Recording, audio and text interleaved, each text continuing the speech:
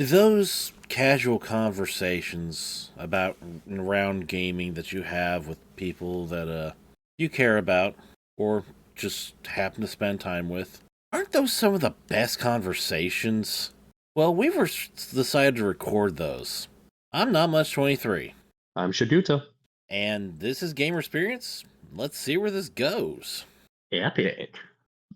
Oh, so anything you want to talk about? Well, later today, I'm going to be going to my local gaming store to try to play Gaslands. Nice. If anything, I'm just gonna continue on what I was doing, which is revisiting one of my old DS games, and that's I believe that was Bakugan Battle Brawlers. Bakugan, that's. Yep. It was the game that you as the player had Leonidas as your quote unquote partner Bakugan. Okay, I know nothing about that game, so what the hell is Bakugan?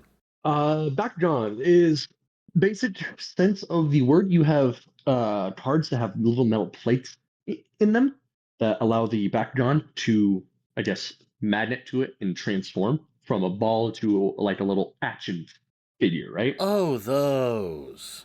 Yeah, yeah. Like I remember watching and getting actual Bakugan toys back when I was before I even hit elementary school back in Alaska, and I still have all of my old Bakugan too. What happens if you miss the plate? Um, I think a rethrow or it's the other person's turn. Pretty sure it's just the other person's turn. So Don't miss. exactly. There's obviously that more that goes into the game because those cards they have power ups for the different attributes of the Bakugan, and then you have ability cards that can also power up Bakugan as well. I never really got into playing it, but I have a crap ton of cards. I have a crap ton of actual Bakugan, but it's more of a kind of a more of a nostalgia trip than anything right now. Ah. Yeah, but that's me right now. Anything about you? Um, I think I got the current card is done for the guests that I'm going to be giving them to. I just need the money to send them out and know where to send them to. Right. Yeah, Oh, that's fair. I actually made you I think it's what 74 Camaro, Yep. and you don't know what it looks like with the final paint job because I want it to be a Oh, surprise. yep. Last I saw, you had just put I want to say the guns on it. Yeah, I think I just finished the physical conversions. Mm-hmm. Which doing those physical conversions, that's got to be time consuming. Yeah, it is, but it's my favorite part of the process. You know what? That's fair. That's fair. What's not my favorite. The process of taking something and completely changing it to make it something else. Yeah, and let me tell you, there's nothing better to pull a to make a pile of what looks like a bunch of random junk into something cohesive like a coat of primer. Right. With the primer, it kind of just starts to make it all uniform as one color, which is Yes. nice. Yeah. Or one piece of terrain or one whatever. Mhm. And It's the primer is the start of it actually coming together and looking good. yeah, what's not my favorite part is painting with yellow. Oof. Yeah, because that is like the only decent yellow kind of gaming paint is made by Games Workshop under their Citadel line, and that's just expensive Yeah. as fuck. Oh, I bet. I personally, I have know nothing about that, And they're but that's just and instead of being like a dropper bottle like Vallejo or Army Painter is, they're in these custom little pots that I think are designed to dry out your paint.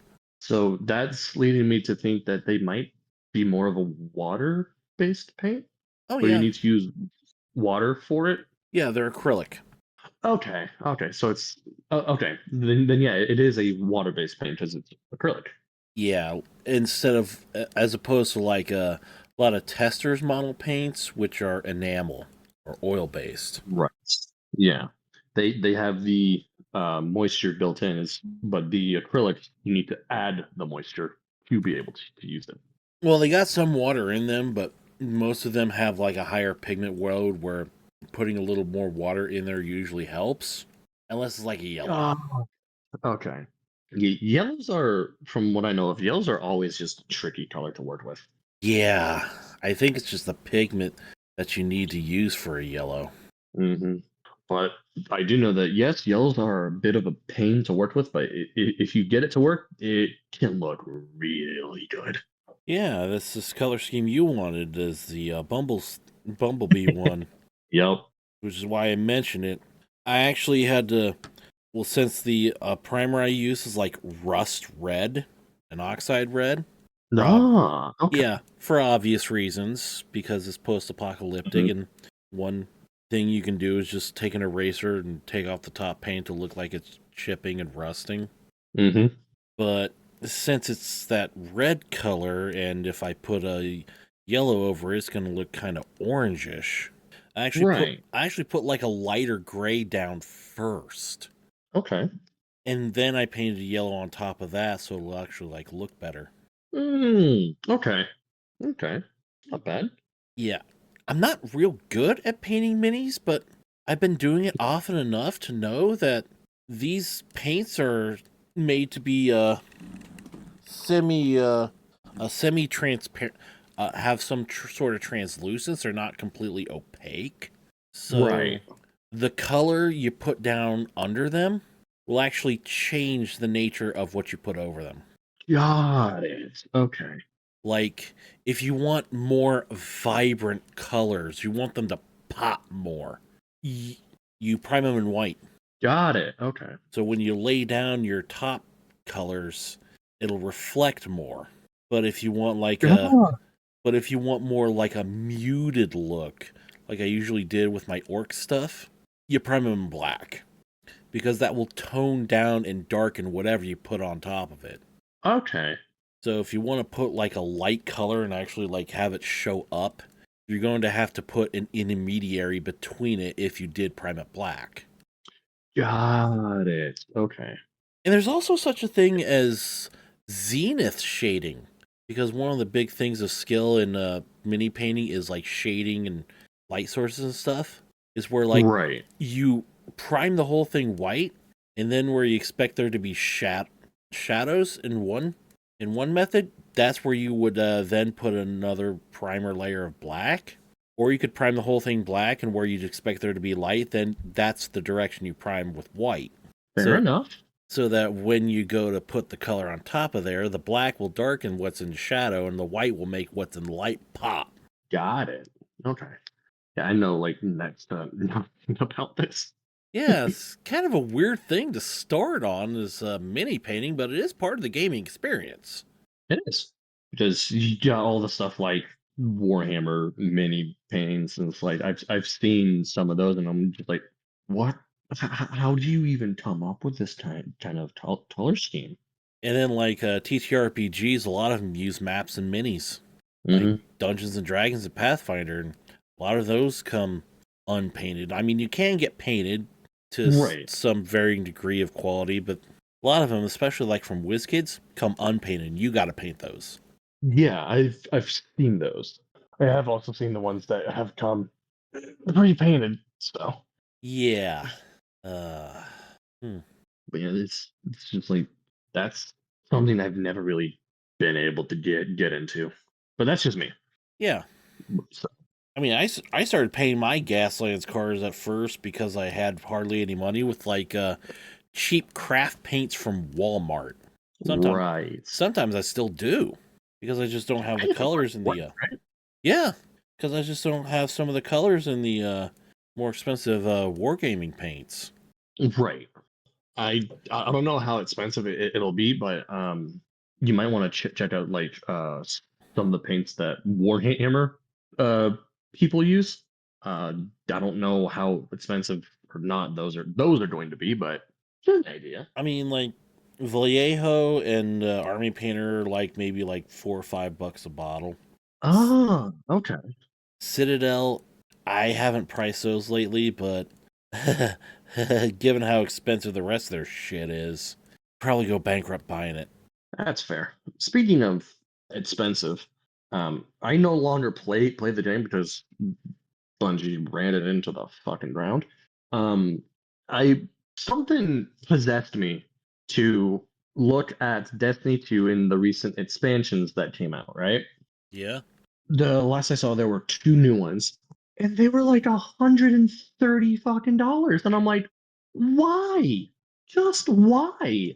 Yeah, It's like why would I pay $130 for each for two expansions? It's there's no point. There is 0 point to the game in it anymore. I have no joy for Destiny 2 anymore. It's been run into the ground. yeah, like Mario Kart World's like 80 fucking dollars. Are you serious? I think Good so. God. Let me check that because what I want to do more of here on the show is fact check. Right. Which I'm actually going to fact check myself on that Destiny 2 stuff. But I'm gonna make it to where there's no sound, obviously, because we're doing stuff.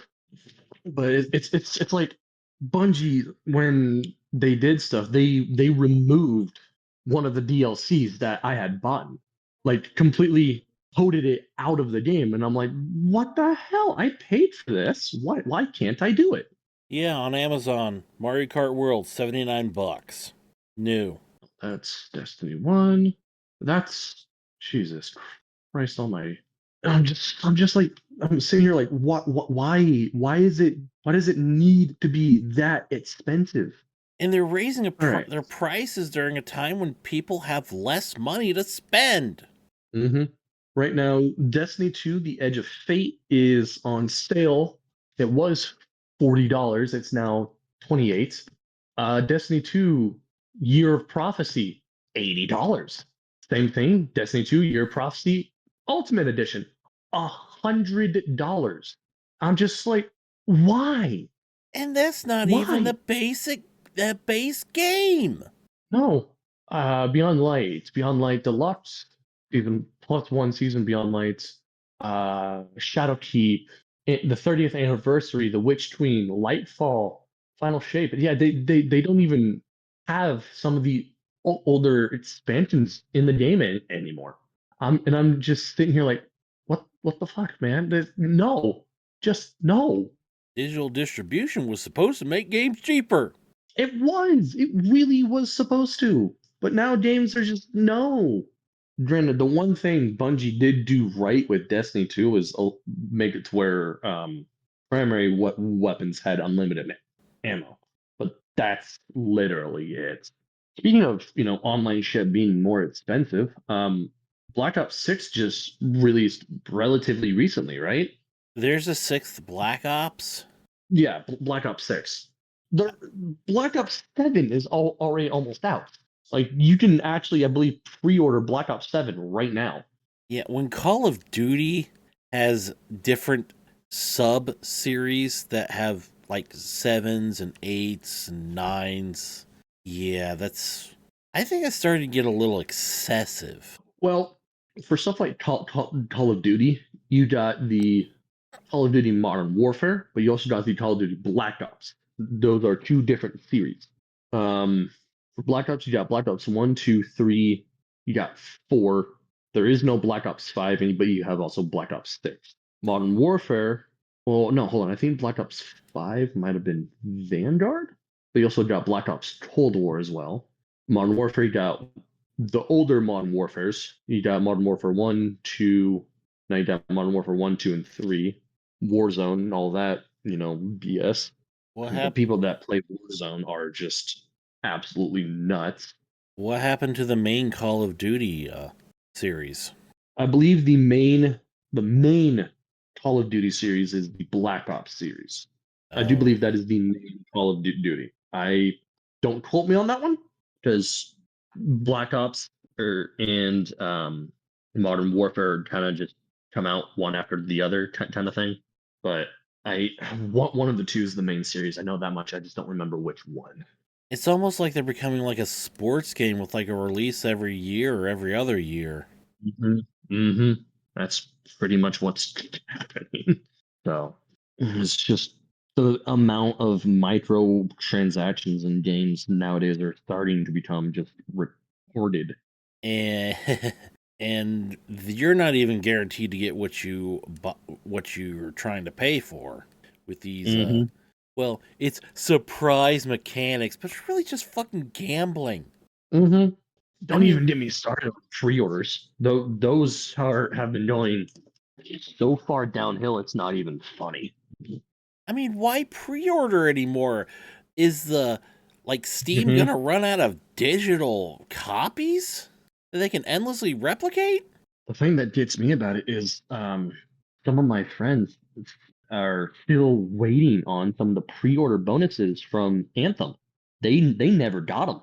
That's just bullshit right there. Mm-hmm.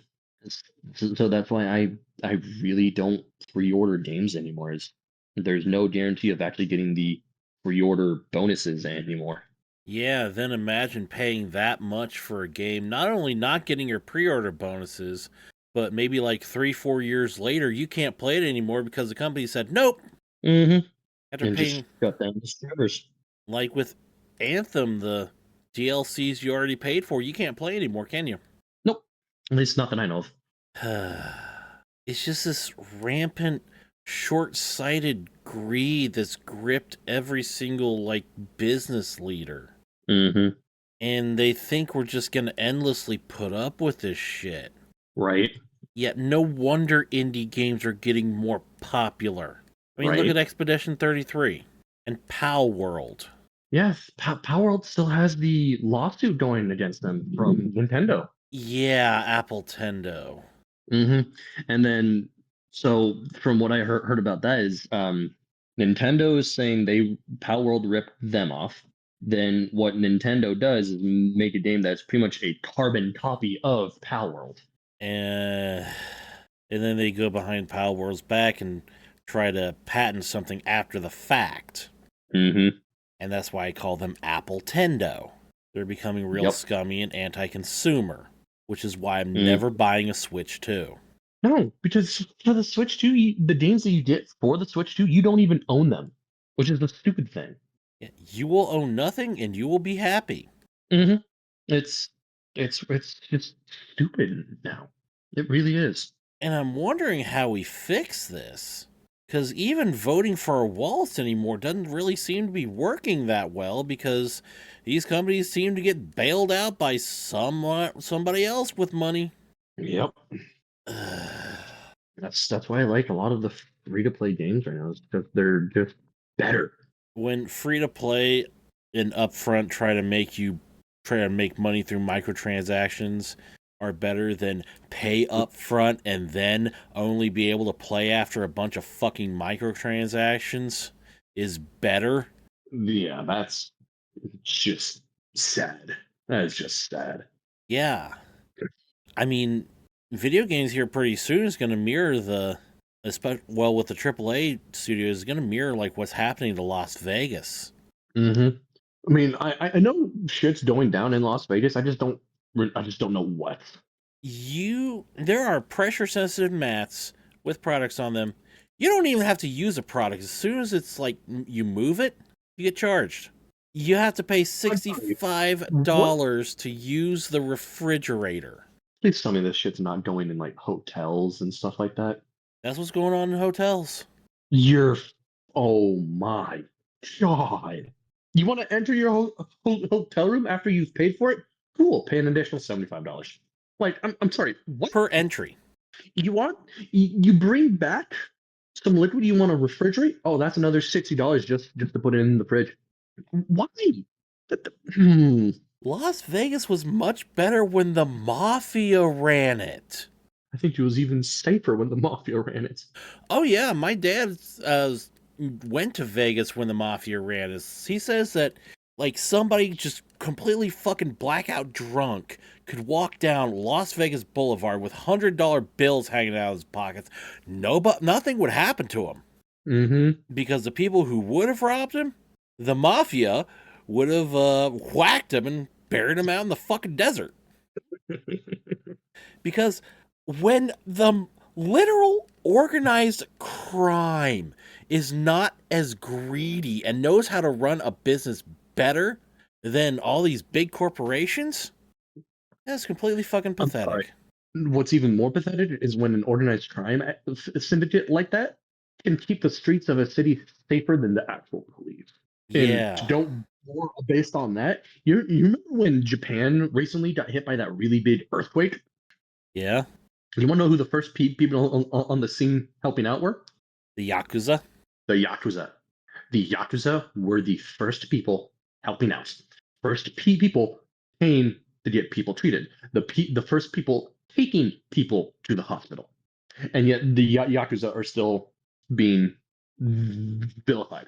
Granted, don't get me wrong, there are still parts of the Yakuza that are, doing shady shit, illegal shit, murder. There are still parts of it that are doing that, but the majority of the Yakuza now are just wanting to help people, Yeah. which When is which is a good thing. when there are organized criminals helping people better than the government because the organized criminals have more of an incentive to help people than the fucking government that Yeah, the that's people are supposed to be choosing. that's just we live in really weird times. Yeah. It's just when you can count on a mafia more than your own government. That's bullshit. That's sad. Yeah, that's just sad. Yeah. When there's bigger criminals running for office than and bankrolling them than there are running illegal gambling dens, shit's fucked up. Hmm. I mean, when there's like, I think like one school in Oregon had like so many high school graduates that are functionally illiterate. Hmm. The public school system is letting everybody down now, which is just sad. Well, if Because people can nowadays, read, then they might Mhm. form ideas that the government doesn't want them to form. Exactly. If people know what's going on, people can form ideas that the government don't like. Oh, boo-hoo, free will is such an illegal thing. Oh no, whatever shall we do? And it's not, and the stupidity and the incompetence and the criminality is not limited to just one political faction. No. It may be more concentrated in one or another based on the nation, but I think I don't know if I want to dive into why I'm getting more and more anarchistic. That can be a topic for a different day. Yeah, but that's not related to gaming. No, no, it's not. But But what we, is related is when, I don't know, governments and gaming are somehow better than real life governments. Like, I'm pretty sure you've seen it. It's like governments in games are somehow better than our actual government. And I'm like, if only. yeah, well, But enough about that.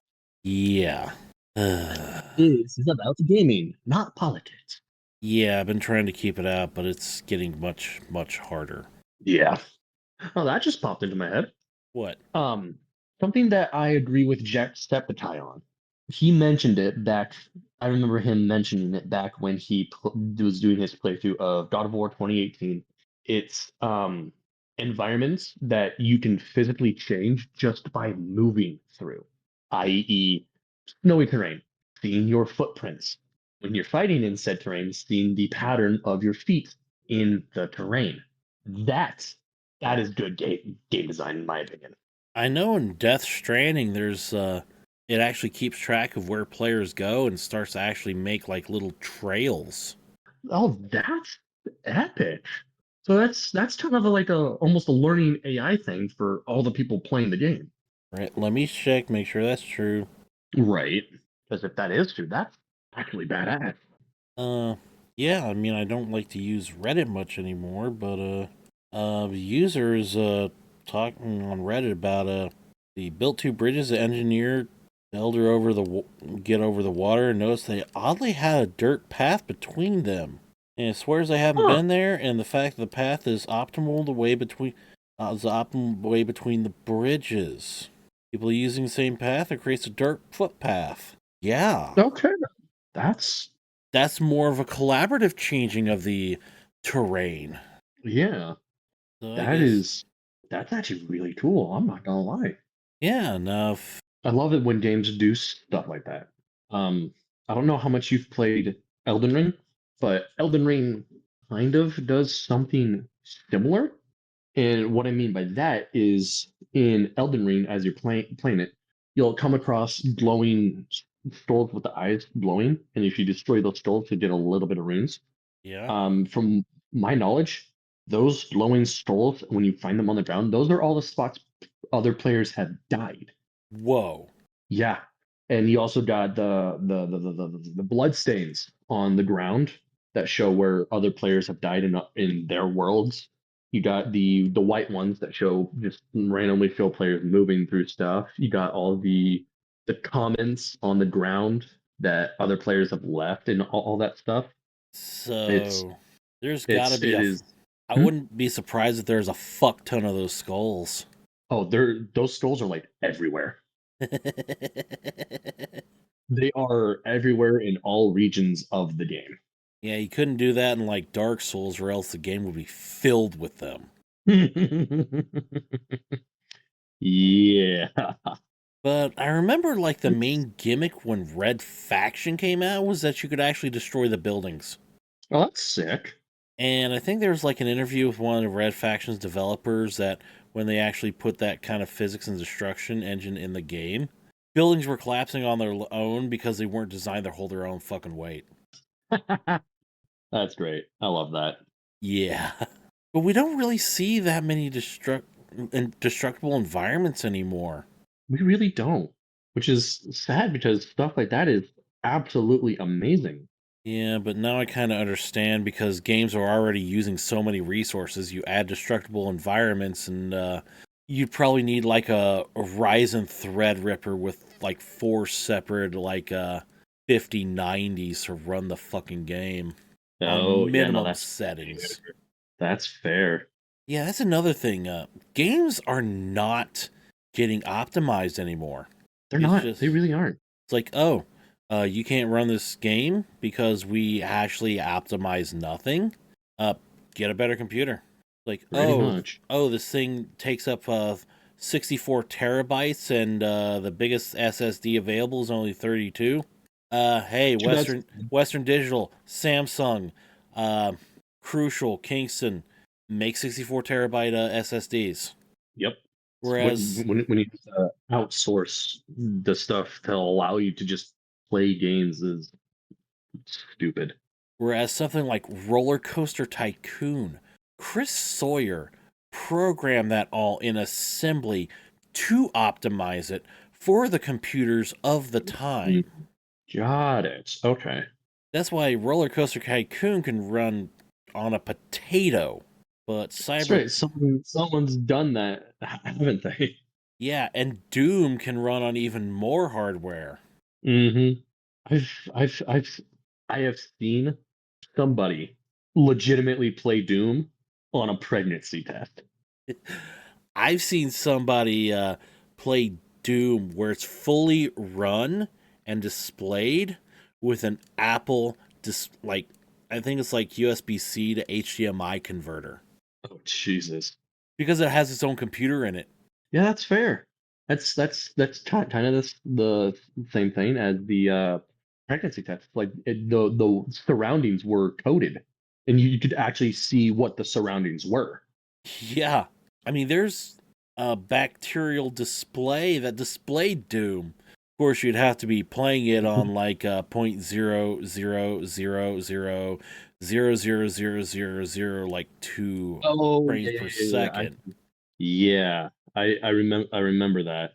It's I become remember seeing that. Yeah, a meme at this point. It's like, can blank run Doom? yeah. It's become a meme to see what you can play Doom on.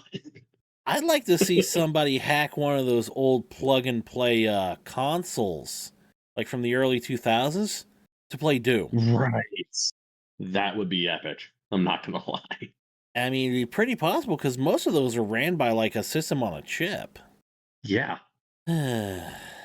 Rerun the this. gaming community makes just has a ball doing random stuff like that, and it is amazing. Yeah. Uh, That's one aspect that makes it so damn fun. Yep, And it then really there's is. and then there's like the weird, wacky, off the wall speed runs like Super Mario Odyssey nipple percent. I'm sorry, nipple percent?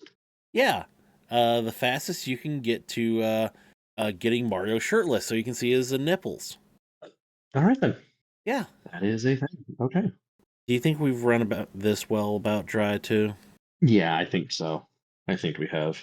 So that's where it came from. We started with Gaslands. We ended with playing Doom on anything and Mario Odyssey nipple percent speedrun. Gaslands ended with Super Mario being shirtless. Yeah. I love it. I love it. Do you have any questions, comments, character stories? I'd like to do another one of those episodes, but we need stories to do it. You can email us at gamerexperience@gmail.com, all lowercase, spelled the same way as podcast, as in Google's mail service. You can leave us a comment on our quote unquote videos on YouTube on the Gamer Experience Podcast channel. You can send us a direct message on X, formerly known as Twitter, at Gamer Experience. Just mention something about the podcast so I know that it's not spam, because I've been getting quite a bit of that. Oof. And our pinned X post and all of the comments of our quote unquote videos should have a non expiring invite to our Discord server. And we even have a Patreon, patreon.com/gamerexperience, if you want to put your money where your ears are and actually help us be able to afford like better microphones and better software and better other hardware, and maybe even send us to conventions. I'm not much 23. I'm Shaguto. This is Gamer Experience, and as always, we invite you to have your own Gamer Experience.